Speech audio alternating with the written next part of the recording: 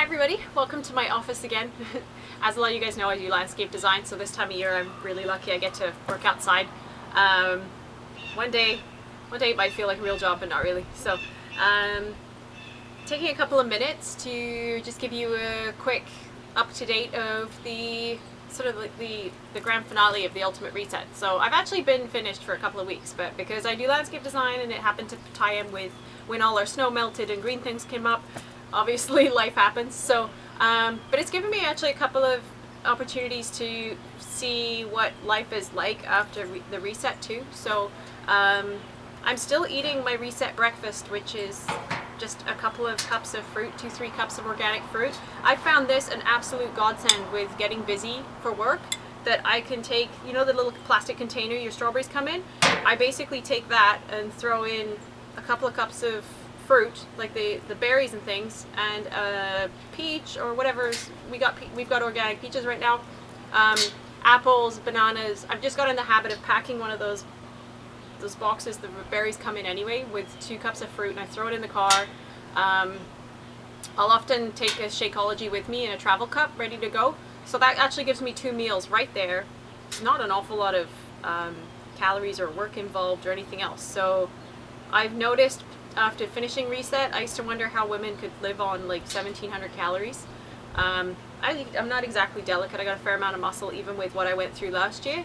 I used to struggle on about 2,100 calories a day if I was actually counting. I didn't count all the time. It's just that sort of, if you followed it with food journaling, some of the things we've been doing for Shakeology challenges, it was pretty consistent. So but again, I was eating a little bit more than I am now, and yet I feel better, I feel lighter, my body's running more efficiently, which is really great. And I'm learning that I don't need to have a whole lot of carbs and stuff in the morning, especially if I'm not doing a really, really intense workout. So now that's where you would need to bump up your protein if, you know, I'm looking at training for some stuff at the end of the year. So then I do need to bump up my protein a lot. But my go-to now is pretty much the fruit. My Shakeology's got a lot of protein in it, so that gives me a really great hit. Either lunchtime or morning, depending on when I want to do it. I've added coffee back in, but you guys knew that already because I have some attention stuff going on. The first couple of days, I found myself sneaking into old habits of just leaving the coffee pot on and emptying it. Just every day, every time I'd walk into the kitchen, feel a little like I needed something. Instead of going to really healthy food, I was just running back to my coffee cup. So especially with the stresses of my work, my other work sort of hitting really fast.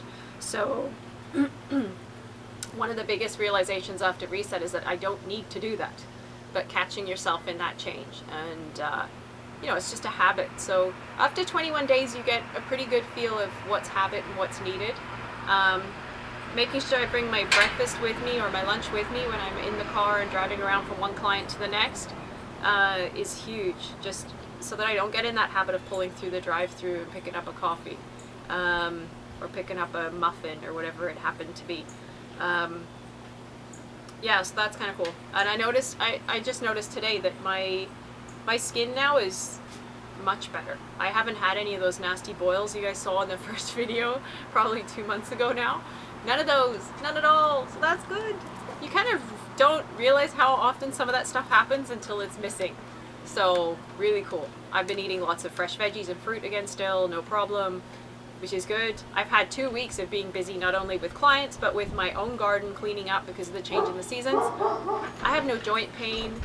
I keep waiting for the shoe to drop, like to sit in front of the TV at night or in front of my computer to catch up on emails and expecting to need a bag of ice on my pelvic girdle or just to, you know, lift your knees up with the pillow because your knees are sore. None of that's happened. So I'm chomping at the bit now to get going on this training. I signed up for a Mud Hero, which is like a short, what do you call it, like a obstacle course kind of thing in the late summer. I like having goals to go towards when I'm doing something, so it's kind of like the people who go walking just for the sake of walking. I need to walk to the store, I need to walk somewhere.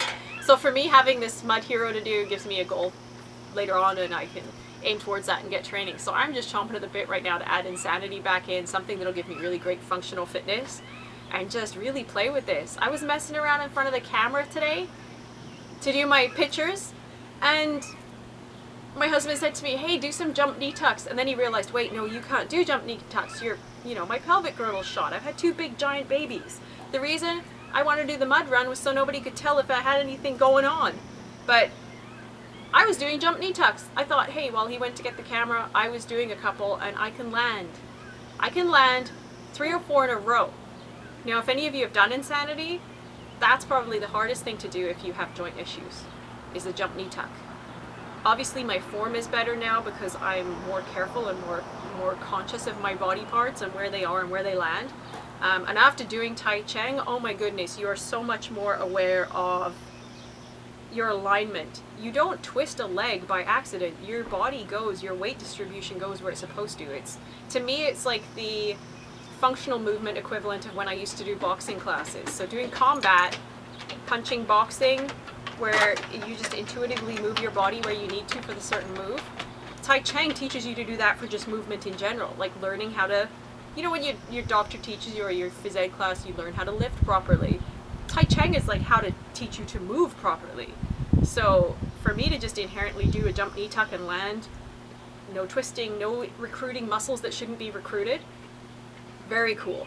And then to feel completely in alignment with what your body needs as fuel. The minute I put anything in my mouth at the moment that's not food, a cracker, some chips. Actually, that's not true. I can eat organic potato chips. We haven't done anything. We've gone completely organic at this point. Enough is enough. Our bodies deserve really good fuel. And until our food supply is a little more cleaned up, I'm just going to get on my soapbox for a second. Until we stop spraying stuff that my body doesn't like on food, I'm going to be eating the organic food. So I'm really looking forward to getting in the veggie patch. Again, I'll be able to bend. So cool. Anyway, I'm rambling and talking too much as usual, which is what happens when I have a little more energy. So I hope you guys I hope this helps some of you guys decide if you want to do something like the reset or a cleanse or a juice cleanse or anything like that. I like being my best guinea pig for recommending or helping friends with stuff too. So I'm like that in my gardening world. I don't put plants and things into a garden if I don't know how they're going to work or had some practice with them.